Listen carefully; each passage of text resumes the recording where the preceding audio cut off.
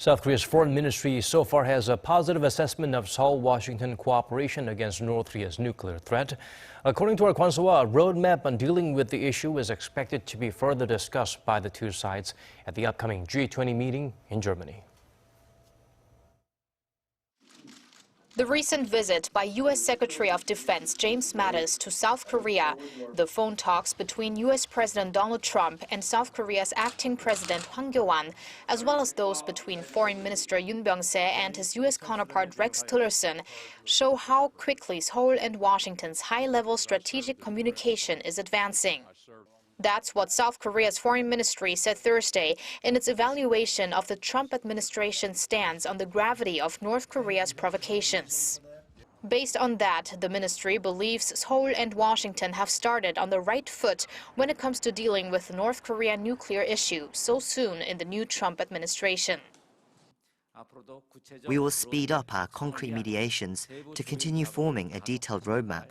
That's why we expect to have more methods of pressuring North Korea, including talks between the South Korean and U.S. foreign ministers at the G20 foreign ministers meeting in Germany.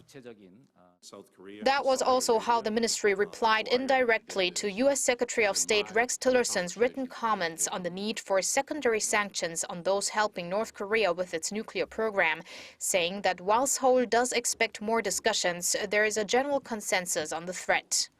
Tillerson also helped assuage concerns over Washington's commitment to South Korea's defense, saying Seoul is already paying its share of the cost of stationing American troops on the peninsula. During his election campaign, President Trump had threatened to withdraw U.S. troops from allied countries unless they paid more. The G20 foreign ministers meeting next week will provide an opportunity for South Korea to further flesh out new security arrangements with its partners. In line with the planned talks between Seoul and Washington's top diplomats, South Korea's foreign minister is also aiming to meet with EU members and other key countries to bolster international cooperation on pressuring North Korea. Kwon Soa, Arirang News.